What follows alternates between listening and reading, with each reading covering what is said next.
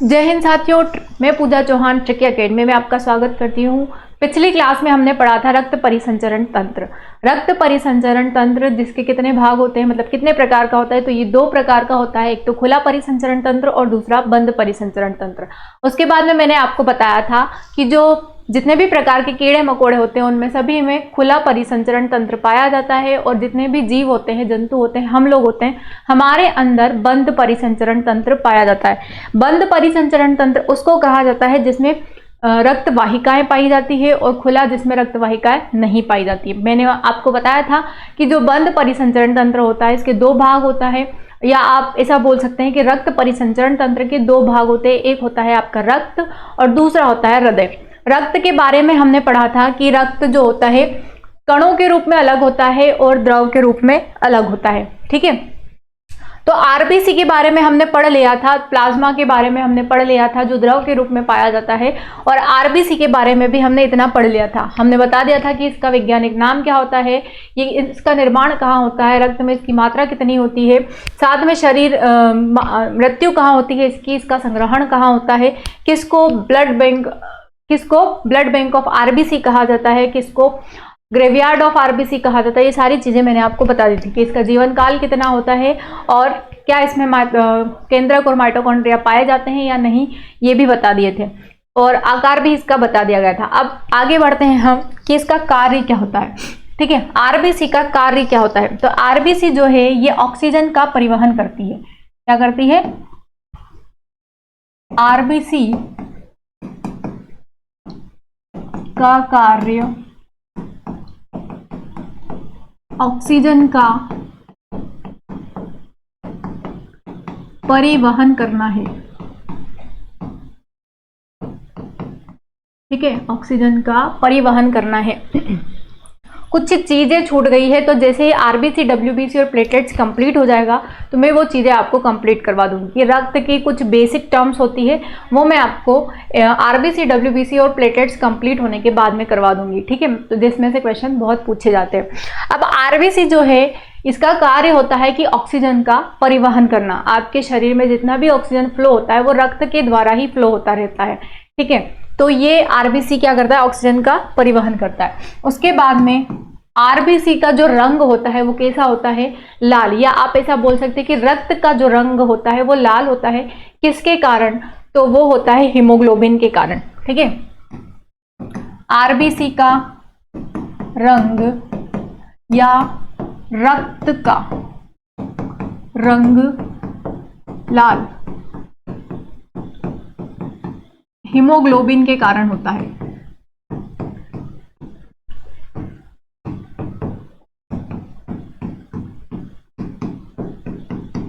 ठीक है, हीमोग्लोबिन जो होता है एक पदार्थ होता है हमारे रक्त में पाया जाने वाला, जो कि दो चीजों से मिलकर बना होता है। क्या क्या दो चीजें हो सकती है वो? तो एक जो होता है वो होता है, क्या है? एक आयरन। ठीक है, आयरन यानी कि Fe, ये रक्त, इसका रंग कैसा होता है? लाल होता है। और एक होता है ग्लोबुलिन प्रोटीन। ग्लोबुलिन प्रोटीन, इसका रंग भी कैसा होता है? लाल ही होता है। ये भी किस रंग का होता है? लाल, और ये भी लाल रंग का ही होता है। इसीलिए रक्त का रंग भी कैसा होता है? लाल ही होता है। ठीक है, इन दोनों का रंग कैसा है? लाल है, इसीलिए रक्त का रंग भी लाल होता है। ठीक है, आगे हम बढ़ते हैं। क्या आरबीसी में श्वसन की क्रिया होती है? जी नहीं होती है। आरबीसी श्वसन क्रिया में भाग नहीं लेता है। आरबीसी श्वसन क्रिया में भाग नहीं लेती है। क्यों नहीं लेती है? क्योंकि इसमें माइटोकॉन्ड्रिया नहीं पाया जाता है, और माइटोकॉन्ड्रिया में ही होती है श्वसन की क्रिया। अब आरबीसी में माइटोकॉन्ड्रिया है ही नहीं, तो क्या ये श्वसन अभिक्रिया में भाग लेगी? नहीं लेगी। तो क्वेश्चन पूछा जाता है कि रक्त की ऐसी कौन सी कोशिकाएं हैं जो श्वसन अभिक्रिया में भाग नहीं लेती है, तो वो कौन सी है? आरबीसी। मैंने आपको बताया कि आरबीसी में केंद्रक और माइटोकॉन्ड्रिया नहीं पाया जाता है, लेकिन कुछ जीव हैं जो अपवाद के रूप में होते हैं, कुछ एक्सेप्शन के रूप में होते हैं। वो कौन से हैं? तो अपवाद के रूप में जिसमें आरबीसी पाई जाती है, अपवाद वाले जीव जिनकी आरबीसी में केंद्रक और माइटोकॉन्ड्रिया पाया जाता है।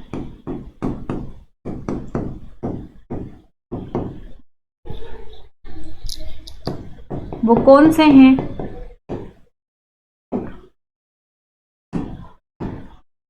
वो है ऊंट और लामा। ऊंट और लामा दोनों के ही आरबीसी में केंद्रक और माइटोकॉन्ड्रिया पाया जाता है। ठीक है, ऊंट और लामा दोनों के ही आरबीसी में केंद्रक और माइटोकॉन्ड्रिया पाया जाता है।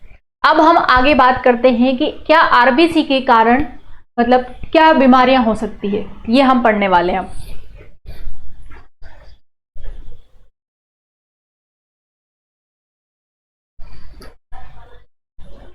आगे बढ़ते हैं हम।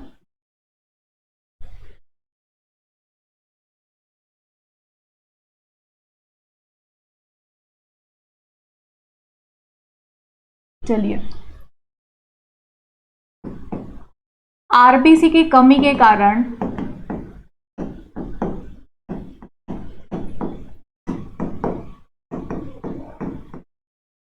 एनीमिया हो जाता है।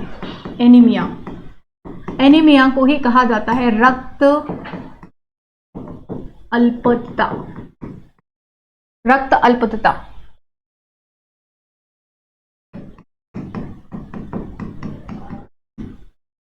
ठीक है, आरबीसी की कमी के कारण ही क्या हो जाता है? एनीमिया हो जाता है, यानी कि व्यक्ति में रक्त की कमी हो जाती है। उसके बाद में आरबीसी की वृद्धि के कारण, आरबीसी की वृद्धि के कारण पॉलीसाइथेमिया हो जाता है। पॉलीसाइथेमिया एक बीमारी का नाम है, पॉलीसाइथेमिया।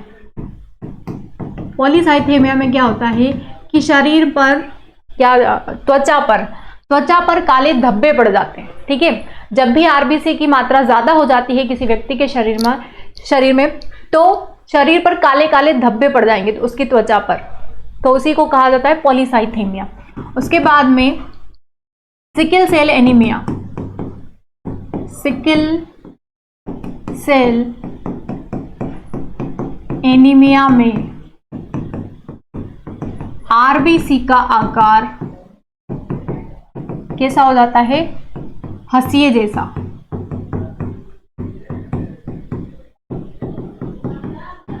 हंसिया। मैंने आपको बताया था कि आरबीसी का आकार ऐसा होता है, टेबलेट जैसा गोल। ठीक है, लेकिन जो भी व्यक्ति सिकल सेल एनीमिया से ग्रसित होगा उसके आरबीसी का आकार ऐसा हो जाएगा, ऐसा हो जाएगा। ठीक है, जो भी व्यक्ति सिकल सेल एनीमिया से ग्रसित होगा उसकी आरबीसी का शेप इस तरीके से हो जाएगा, हंसिए के जैसा। नेक्स्ट एक और बीमारी होती है थैलीसीमिया। थैलीसीमिया जो बीमारी है ये एक आनुवांशिक बीमारी है। ठीक है, थैलीसीमिया से ग्रसित बच्चों में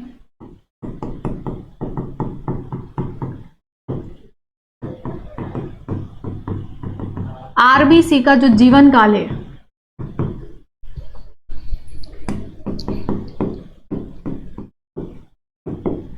पचास से 60 दिन का हो जाता है।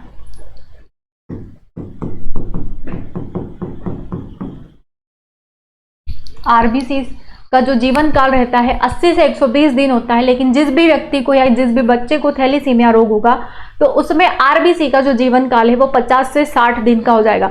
मतलब कि आरबीसी बहुत जल्दी जल्दी नष्ट होती जाएगी और फिर हो सकता है कि उसमें आरबीसी की कमी भी हो जाए, है ना। तो इसके कारण इसको क्या, ये किस प्रकार की बीमारी है? ये एक आनुवांशिक बीमारी है। जो थैलीसीमिया जो रोग है ये एक प्रकार का आनुवांशिक रोग है। ठीक है, तो आरबीसी की वृद्धि और कमी के कारण जो भी रोग होते हैं मैंने आपको बता दिए हैं, जो एग्जाम में पूछे जाते हैं वो भी बता दिए हैं कि इस तरीके से पूछे जाते हैं। अब बात आती है किसकी? आरबीसी, अगर आप ऊंचाई पर जाते हैं तो क्या आरबीसी की मात्रा घटेगी या बढ़ेगी? जी हाँ, ऊंचाई पर जाने पर ऑक्सीजन की कमी हो जाती है और ऑक्सीजन की कमी होने के कारण आरबीसी की मात्रा बढ़ जाती है, जिसके कारण व्यक्ति की नाक में से और कान में से ब्लड निकलना शुरू हो जाता है। इसीलिए बहुत ज़्यादा ऊंचाई पर जाने के लिए जो भी व्यक्ति जाता है, ऊंचाई पर चढ़ता है, तो अपने साथ ऑक्सीजन और हीलियम के सिलेंडर लेकर जाते हैं ताकि उनको ऑक्सीजन की पूर्ति हो सके। जाते हैं ना, बहुत सारे पर्वतों के ऊपर चढ़ाई करते हैं, मतलब कुछ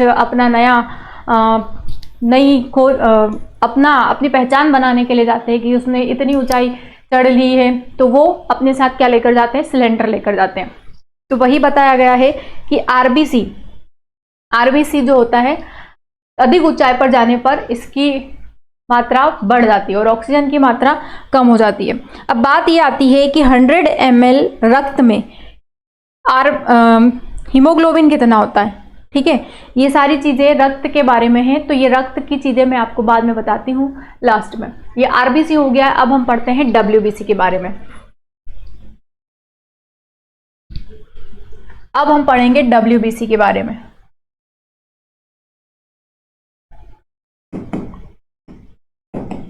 डब्ल्यूबीसी को क्या कहा जाता है? व्हाइट ब्लड कार्पल्स या सेल्स भी बोल सकते हैं। श्वेत रुधिर कणिकाएं, श्वेत रुधिर कणिकाएं। वही सबसे पहले बात आती है कि इसका वैज्ञानिक नाम क्या है। वैज्ञानिक नाम, इसका जो वैज्ञानिक नाम है वो क्या है? ल्यूकोसाइट।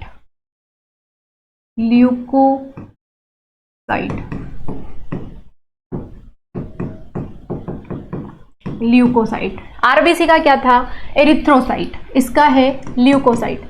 इसके बाद में कितनी मात्रा में पाई जाती है? तो शरीर में इसकी मात्रा होती है कितनी? 8 से 10,000। 8,000 से लेकर 10,000।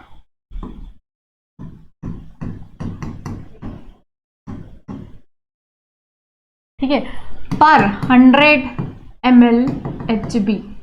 उसके बाद में इसकी खोज किसने की थी? डब्ल्यूबीसी की जो खोज थी वो किसके द्वारा की गई है, ये पूछा जाता है। तो डब्ल्यूबीसी की खोज किसने की थी? ग्रेबिल ने। इसकी खोज की थी ग्रेबिल।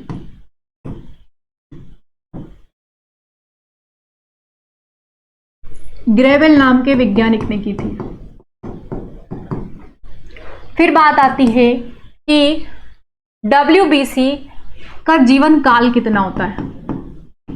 जीवन काल कहीं कहीं पर आपको मिलेगा 2 से 4 दिन, कहीं कहीं पर मिलेगा आपको 3 से 5 दिन।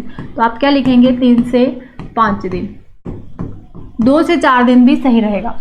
ठीक है, इसके बाद में इसका निर्माण कहाँ होता है? तो मैंने आपको बताया था कि आरबीसी, डब्ल्यूबीसी और प्लेटलेट्स तीनों का ही निर्माण कहाँ होता है? अस्थि मज्जा यानी कि बोन मेरो में ही इसका निर्माण होता है। Bone marrow. लेकिन इसकी मृत्यु कहाँ होती है? तो इसकी मृत्यु हो जाती है रक्त में। रक्त में ही इसकी मृत्यु हो जाती है। उसकी मृत्यु कहाँ होती है? आरबीसी की प्लीहा में। आरबीसी का पुनर्निर्माण नहीं होता है, लेकिन डब्ल्यूबीसी का पुनर्निर्माण हो जाता है। तो डब्ल्यूबीसी का पुनर्निर्माण भी कहाँ होता है? रक्त में ही होता है। ठीक है, उसके बाद में इसका कार्य क्या होता है? डब्ल्यूबीसी का कार्य होता है शरीर की रोग प्रतिरोधक क्षमता को बढ़ाना। रोग प्रतिरोधक क्षमता को बढ़ाना। अब आप मुझे बताइए, आरबीसी में केंद्रक और माइटोकॉन्ड्रिया नहीं थे, लेकिन क्या यहां पर केंद्रक और माइटोकॉन्ड्रिया पाए जाते हैं? केंद्रक व माइटोकॉन्ड्रिया यहां पर पाए जाते हैं। ठीक है, क्या आएगा? पाए जाते हैं। इतनी चीजें हो गई WBC के बारे में। WBC का पूरा नाम है श्वेत रुधिर कणिका या व्हाइट ब्लड कार्पल्स या सेल्स भी कह सकते हैं। इसका वैज्ञानिक नाम है ल्यूकोसाइट। मात्रा इसकी होती है 8 से 10,000। इसकी खोज की है ग्रेबल नाम के वैज्ञानिक ने। जीवन काल इसका होता है 3 से 5 दिन का, कहीं कहीं पर आपको 2 से 4 दिन भी मिल जाएगा। ठीक है, इसके बाद में बात आती है कि इसका निर्माण कहाँ होता है, तो अस्थि मज्जा में। मृत्यु कहाँ होती है, तो रक्त में। और पुनर्निर्माण कहाँ हो जाता है, तो वो भी रक्त में ही हो जाता है। ये जो है हमारे रोग प्रतिरोधक क्षमता को बढ़ाते हैं, क्योंकि ये कितने प्रकार की होती है, ये 5 प्रकार की होती है, जो कि मैं अभी आपको बताऊंगी। उसके बाद में क्या इसमें केंद्रक और माइटोकॉन्ड्रिया पाए जाते हैं? जी हाँ, इसमें केंद्रक और माइटोकॉन्ड्रिया पाए जाते हैं। अगर आपसे पूछा जाता है कि रक्त की सबसे छोटी कोशिका कौन सी होती है, तो वो RBC होती है, और सबसे बड़ी कोशिका कौन सी होती है, तो वो WBC होती है। इसका आकार कैसा होता है, आकार भी लिख लीजिए आप। WBC का आकार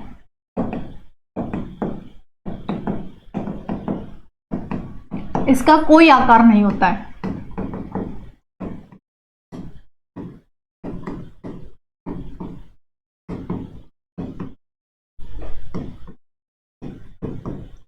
ठीक है, इर्रेगुलर शेप में होती है ये, कोई किसी भी शेप में हो सकती है ये,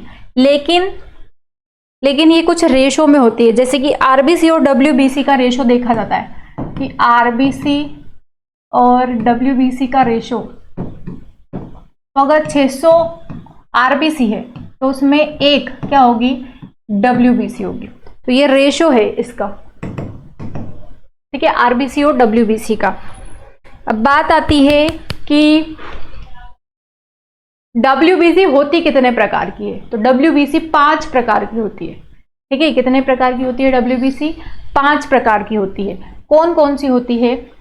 वो होती है, मतलब कितने भाग होते हैं इसके, तो लिख लीजिए यहां पर आप, WBC के 5 भाग होते हैं या प्रकार होते हैं।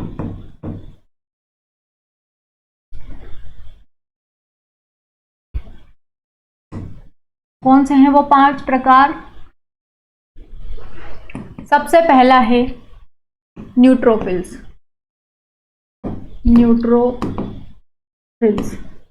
दूसरा है बेसोफिल्स।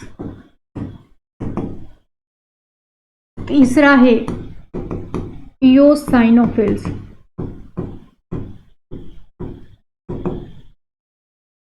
चौथा है मोनोसाइट।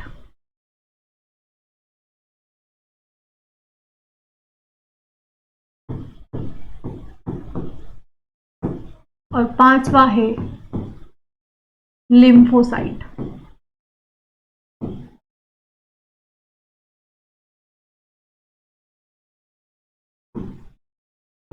हिंदी में भी लिख देती हूं मैं।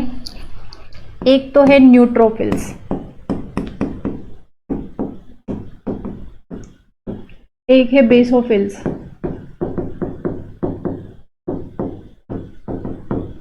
इयोसाइनोफिल्स,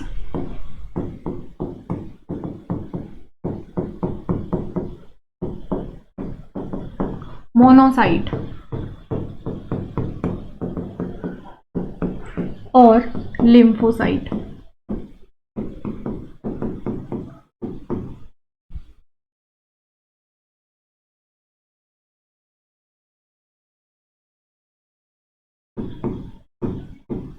ठीक है, ये 5 प्रकार की WBC होती है। बेसोफिल्स, न्यूट्रोफिल्स, बेसोफिल्स, इयोसाइनोफिल्स, मोनोसाइट और लिम्फोसाइट।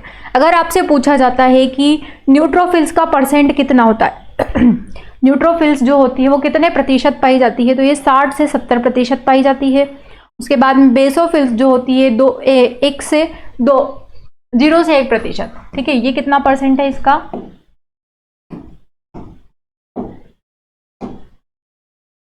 अगर आपसे पूछा जाता है न्यूट्रोफिल्स कितनी परसेंट पाई जाती है, तो 60 से 70%। बेसोफिल्स पाई जाती है 0 से 1%। इयोसाइनोफिल्स पाई जाती है 2 से 4%। इसके बाद में मोनोसाइट और लिम्फोसाइट की बात आती है कि मोनोसाइट कितने परसेंट पाया जाता है। मोनोसाइट होता है 5 से 10 और लिम्फोसाइट होता है 20 से 25, 5 से 10 और 20 से 25%। ठीक है, कार्य पूछे जाते हैं कि न्यूट्रोफिल्स क्या कार्य करता है, न्यूट्रोफिल्स का क्या कार्य होता है। तो न्यूट्रोफिल्स जो होता है ये बैक्टीरिया को मारने का कार्य करता है। क्या करता है? बैक्टीरिया को मारता है।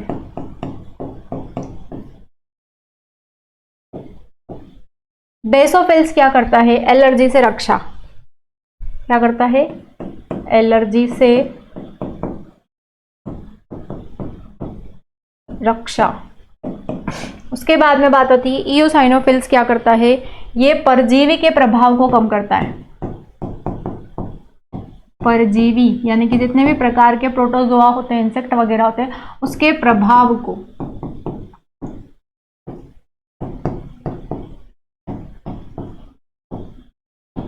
कम करता है। उसके बाद में बात आती है मोनोसाइट की।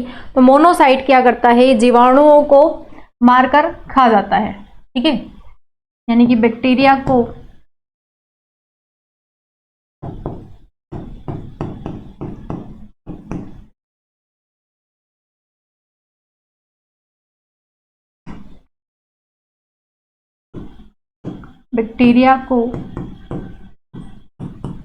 मारकर खाता है या खाती है। कोशिका है ना, इसलिए खाती है।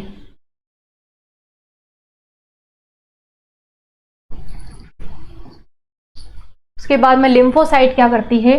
तो प्रतिरक्षा तंत्र को बढ़ाती है। प्रतिरक्षा तंत्र को बढ़ाती है। इसीलिए WBC को क्या कहा जाता है? WBC को कहा जाता है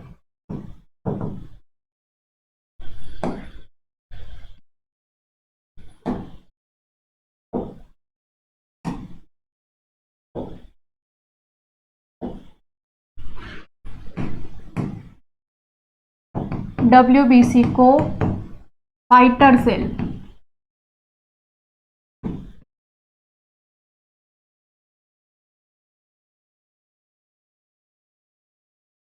फाइटर सेल कहते हैं। सोल्जर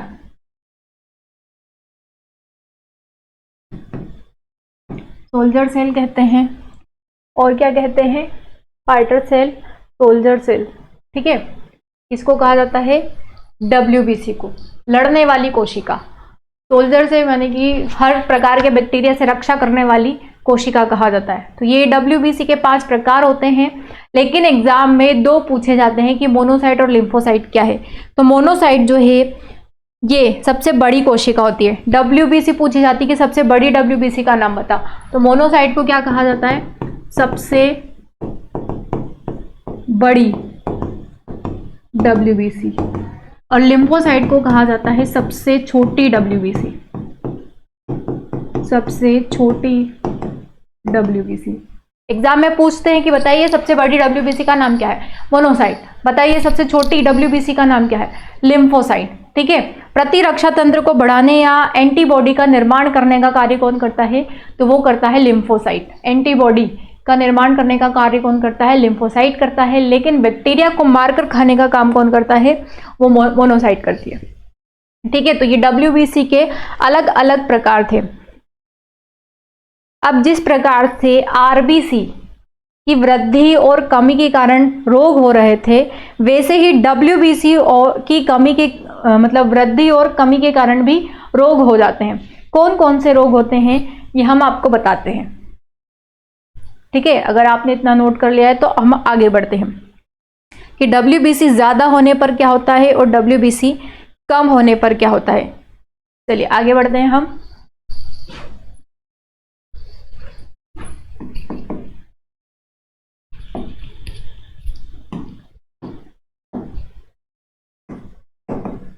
WBC की मात्रा ज्यादा होने पर रोग। WBC की मात्रा अगर ज्यादा हो जाती है तो हो जाता है ल्यूकेमिया। ल्यूकेमिया ल्यूकेमिया या जिसको कहा जाता है ब्लड कैंसर, ठीक है, ब्लड कैंसर या ल्यूकेमिया। अगर WBC की मात्रा ज़्यादा होगी तो व्यक्ति को ल्यूकेमिया रोग हो जाएगा, ब्लड कैंसर होने की पूरी संभावना रहेगी। और WBC कम ज़्यादा हो गई तो मतलब कि बहुत सारी कोशिकाएं बनने लग जाएगी, अनलिमिटेड कोशिका का विभाजन होने लग जाएगा, जिसके कारण वो एक सीमा पर ना रुककर डायरेक्ट बढ़ती जाएगी और बढ़ने के कारण ऐसी गांठें बना लेगी रक्त के अंदर ही, और गांठें होने के कारण वो किसका रूप ले लेगी, कैंसर का, क्योंकि सबसे पहले इंसान में गांठें ही बनती है और ये गांठें फिर आगे चलकर बड़ी होती जाती है, इनमें अंकुरन फूटने लग जाते हैं और ये किसका रूप ले लेती है, कैंसर का रूप ले लेती है। तो जो भी व्यक्ति ब्लड कैंसर से ग्रसित होता है, उसका ब्लड फ्लो होता रहता है पूरे शरीर में, तो उसके बचने के चांसेस बहुत कम हो जाते हैं, ठीक है। एक ब्लड कैंसर हो गया, एक ब्रेन कैंसर हो गया जिसको ब्रेन ट्यूमर भी कहा जाता है। तो इन चीज़ों में ये मतलब ये बहुत रेयर होते हैं कि बहुत कम लोग इसमें बच पाते हैं, क्योंकि अगर ब्लड कैंसर हो गया तो उसके ट्रीटमेंट के लिए व्यक्ति का पूरा ब्लड चेंज करना पड़ता है और ये थेरेपी काफ़ी टाइम तक चलती है। बाकी के जो गुटखा पाउच खाने से व्यक्ति के मुंह में छाले हो रहे हैं तो उसको बिल्कुल भी नज़रअंदाज ना करें। कोई सिगरेट बीड़ी पी रहा है तो हो सकता है उसके लंग्स में कुछ उसका इन्फेक्शन, उसका धुआं इकट्ठा हो रहा है, तो वो लोग भी बिल्कुल भी नज़रअंदाज नहीं करें, क्योंकि कैंसर आजकल हर व्यक्ति को होने लग गया है। इसीलिए अपनी सेहत के लिए थोड़ी सावधानी बरतें। इसके बाद में बात आती है कि WBC की मात्रा कम होने पर कौन सा रोग हो जाता है। तो इसमें क्या होता है, प्रतिरक्षा तंत्र कमजोर हो जाता है। WBC की मात्रा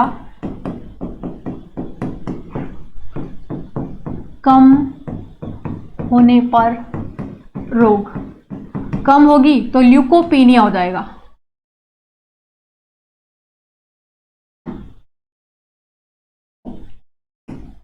ल्यूकोपीनिया, सॉरी, ल्यूकोपीनिया में क्या होता है, जो आपका प्रतिरक्षा तंत्र है, आपका इम्यून सिस्टम जो है, प्रतिरक्षा तंत्र या जिसको इम्यून सिस्टम कहते हैं, इम्यून सिस्टम, वो कैसा हो जाएगा, कमजोर हो जाएगा। इम्यून सिस्टम कमजोर होगा, ठीक है। जब भी ल्यूकोपीनिया हो जाता है तो इम्यून सिस्टम कमजोर हो जाता है और हो सकता है कि एड्स होने की संभावना हो सकती है, या हमेशा बोल सकते हैं कि जिस भी व्यक्ति को एड्स हो जाता है उसमें WBC की मात्रा कम हो जाती है, क्योंकि एड्स जिस भी व्यक्ति को होता है वो लगातार मतलब उसमें कुछ ना कुछ चलता ही रहता है शरीर में, वो पूरी तरीके से ठीक नहीं हो पाता है, कभी फीवर कभी क्या चलता ही रहता है, तो उसका इम्यून सिस्टम कमज़ोर होने के कारण ये संभावना हो जाती है। और एड्स होने के भी 3-4 कारण हैं। एक तो क्या हो सकता है, अगर आप इन्फेक्टेड नीडल, किसी व्यक्ति को एड्स को वाला कोई व्यक्ति है और उसी के ब्लड वाली निडल आपके ब्लड में चली गई है तो व्यक्ति को एड्स हो सकता है। छूने से कभी भी एड्स नहीं होता है, ना ही कोई कैंसर हो सकता है, ठीक है। सेक्सुअल कांटेक्ट होने के कारण एड्स हो सकता है। अगर कोई व्यक्ति एड्स से ग्रसित है और उसने किसी औरत या मर्द के साथ में संबंध बनाए, है ना, हो सकता है कि अगर कोई लेडीज है उसको एड्स है या फिर कोई जेंट्स है उसको एड्स है और उसने किसी के साथ में शारीरिक संबंध बनाए, सेक्सुअल कांटेक्ट में वो रहे, तो हो सकता है कि सामने वाले जिसके साथ भी उन्होंने संबंध बनाया उसके साथ में एड्स हो सकता है उसको। या फिर अगर कोई मदर है, मदर को एड्स है और वो प्रेग्नेंट है तो हो सकता है उसके बच्चे को भी एड्स हो जाए। और साथ ही साथ क्या हो सकता है, ये 3 कारण है और सबसे ज़्यादा जो कारण है वो किसके कारण होता है, सेक्सुअल कांटेक्ट के कारण ही एड्स सबसे ज़्यादा बढ़ता है। उसके बाद में एड्स का फुल फॉर्म पूछा जाता है कि एड्स का फुल फॉर्म क्या होता है, तो मैं आपको बताती हूँ। एड्स का फुल फॉर्म होता है human immuno deficiency virus, HIV। ये एक वायरस होता है और एड्स जो है ये एक बीमारी होती है। एड्स दिवस कब मनाया जाता है, तो 1 दिसंबर को एड्स दिवस मनाया जाता है। लिख लेना है, सारी चीज़ें आप नोट कर लेना, ठीक है। तो WBC की मात्रा कम होने पर क्या हो जाता है, ल्यूकोपीनिया हो जाता है।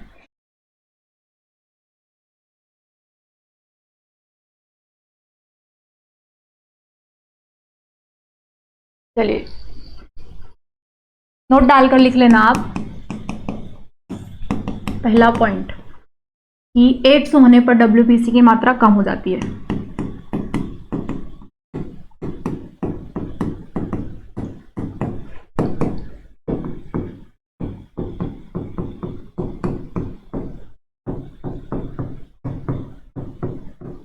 बीमारी का नाम एड्स है, लेकिन इसके वायरस का नाम क्या है?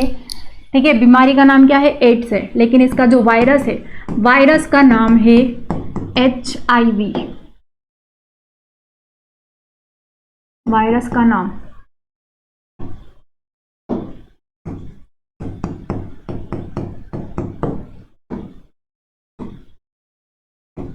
HIV। फुल फॉर्म लिख लीजिए आप इसका, human immuno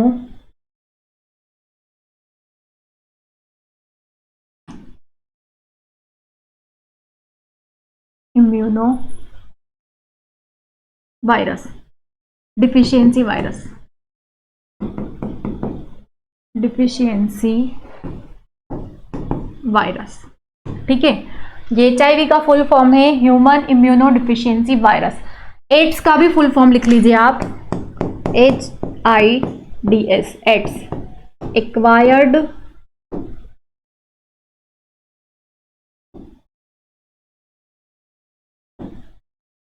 acquired immuno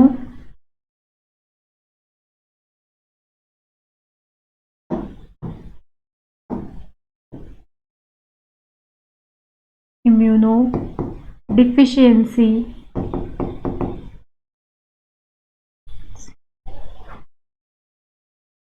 syndrome.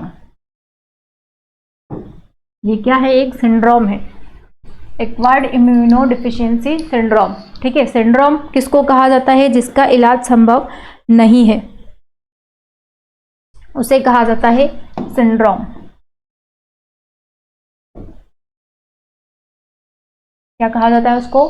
Syndrome कहा जाता है। और जिसका इलाज संभव हो उसे डिसीज कहा जाता है, बीमारियां कहा जाता है। सिंड्रोम जो होते हैं जन्मजात होते हैं, वो जन्म के साथ मिलते हैं, या हो सकता है आगे किसी के कांटेक्ट में आने से हो सकते हैं। तो मैंने आपको बता दिया है कि एड्स होने पर व्यक्ति में WBC की मात्रा कम हो जाती है। एड्स जो है एक वायरस के द्वारा होता है और इस वायरस का नाम है HIV, human immuno deficiency virus. AIDS का फुल फॉर्म अगर पूछा जाता है तो एक्वायर्ड इम्यूनो डिफिशियंसी सिंड्रोम, ये एक सिंड्रोम है, इसका इलाज अभी तक संभव नहीं हो पाया है। HIV की खोज कहाँ हुई थी? सबसे पहले HIV कहाँ खोजा गया था? तो HIV की सबसे पहले खोज हुई थी सबसे पहले USA में। कब? 1981 में।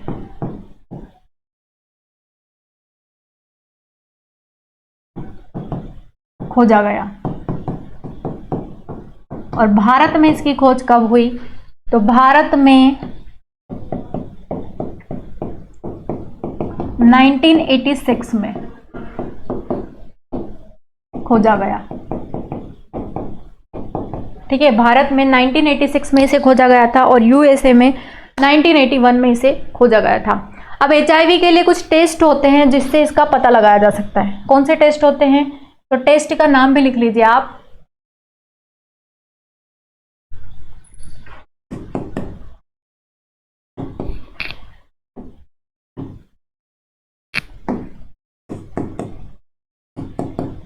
HIV test. कौन सा होता है? एलिसा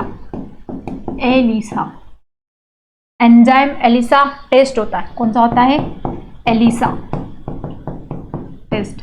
ये एग्जाम में बहुत पूछते हैं, मोस्ट टाइम पे क्वेश्चन है कि HIV एड्स का पता लगाने के लिए कौन सा टेस्ट किया जाता है। ये एग्जाम में बहुत पूछा जाता है। एलिसा टेस्ट किया जाता है और एलिसा का फुल फॉर्म क्या होता है? Enzyme linked immuno